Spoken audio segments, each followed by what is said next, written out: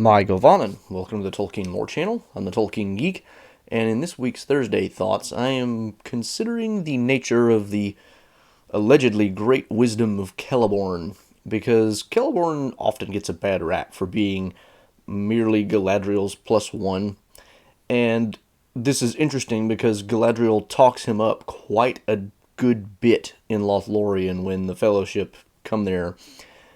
And particularly, she basically says that he is accounted, one of the wisest elves, if not the wisest elf in Middle Earth, and capable of giving gifts greater than most kings.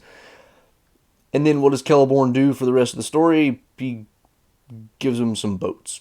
Now, granted, there is a bit of a Solomonic quality to what he does here, because he basically asks the company, like, what's your plan from here? Are you going to go west to Gondor, or are you going to go east to Mordor? And nobody speaks up, and he can tell that they're kind of split in their desires at this point. And so he says, well, I can see that you're not really decided yet, so to make things a little bit easier, I'm going to let you delay your decision by giving you some boats that you can use to sail down the Anduin until the point where you really have to make a decision. And this is actually noted in the text as being a great relief to Aragorn, and it makes things easier. It really does in some ways, although in some other ways it might have been better if they had to make a hard choice at the very outset, and then maybe certain things that happened at Parthgalen wouldn't have happened. Nevertheless, this is like the only real aspect of Celeborn's wisdom that we get a concrete example of in the entire story, or pretty much anywhere in Tolkien's writings. Most of what we get, even in his later writings developing the backstory of Galadriel and Celeborn, focuses on Galadriel. So Galadriel talks a good game about Celeborn's wisdom, but the one example that we get doesn't seem all that profound, really. So what is it about Celeborn and his wisdom that Galadriel finds so compelling, which we don't ever really get to see in person, as it were? The idea occurred to me recently that perhaps part of what is going on is not anything particularly impressive about Celeborn's ability to aid others, but his influence on Galadriel herself.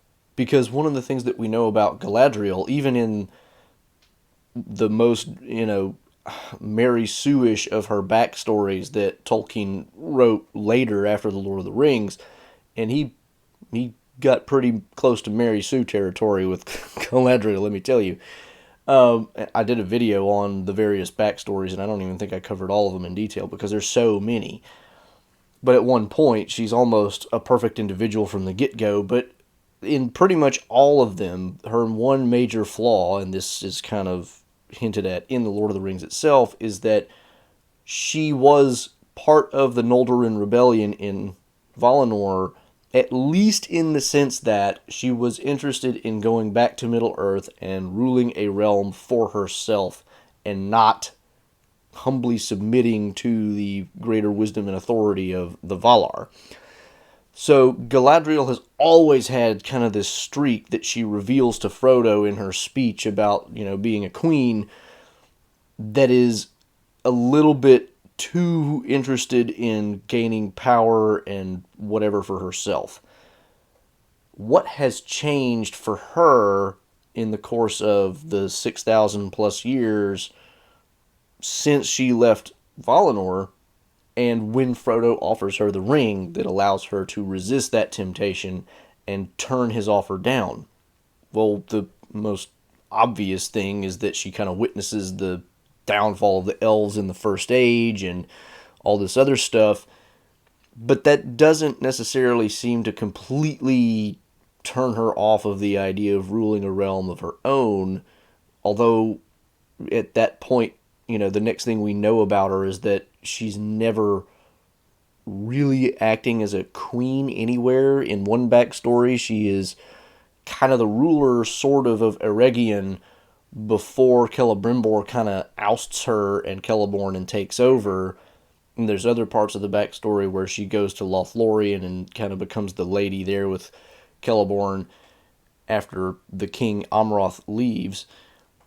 And at no point is she ever really called a queen, which seems like she might have already learned something. But she is still, in some of these stories, kind of acting as a, if not an imperialistic type leader, she is still ruling a realm in some sense. And especially in the one where she is the kind of founder and leader of Eregion. So what is the influence on her that changes this? And I wonder if this is where Celeborn comes in. Celeborn might have been that ameliorating influence that kind of toned down her more aggressive, side that really wanted to go out and be the girl boss and do really awesome things on her own. So there's very little in the way of textual evidence for this, but there's very little evidence of textual nature for anything to back up what she says about Celeborn's wisdom either. And, she has to have gotten some wisdom from someone. Certainly she could have gotten some from Melian, who she spent a lot of time with in the First Age, and stuff like this. But even that is in the context of living in Doriath, which in many, but not all of her backstories, is where she meets Celeborn and marries him. So all of this is potentially tied up together. Her influence by Melian, her influence by Celeborn. All of this is potentially part of her time in Doriath, and therefore her, time with Celeborn. Her influence by Melian might not have been what it was, but for the fact that she fell in love with and married Celeborn.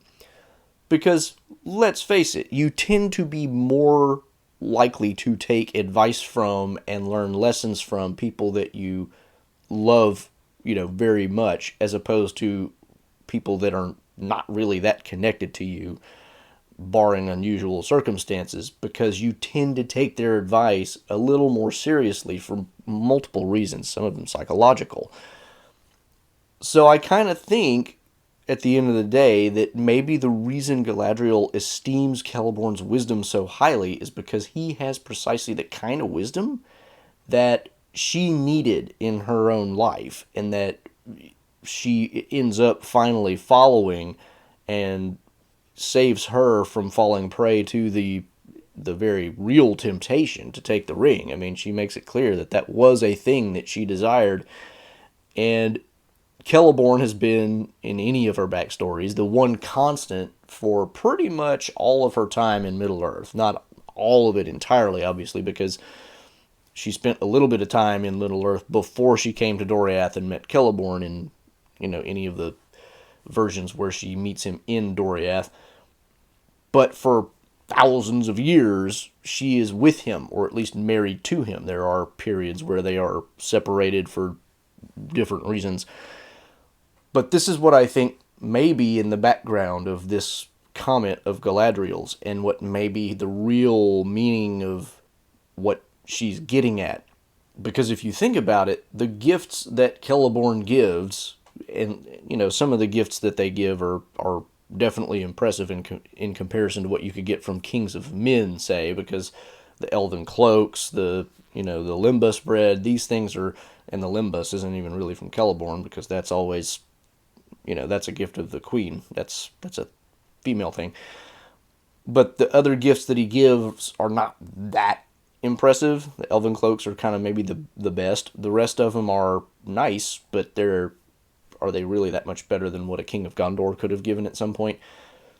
But what is really great is, and what most kings could not give you, because most kings would also be power hungry, is the wisdom to resist the temptation to power. Because that will corrupt your very soul and lead you into places that you really don't want to go, and can save, you for your eternal state rather than your, near-term combat state, let's say. So that's why I wonder if that's what Galadriel is getting at least in part. So I just wanted to throw that out there as a theory, because honestly I'm not sure what else to make of what Galadriel is saying. But that's my Thursday thoughts for this week. I will see you on the next one. Namarie. Thanks to all my channel supporters, especially Elf Friends PA Brew News, Nathan Dufour, and Paul Leone.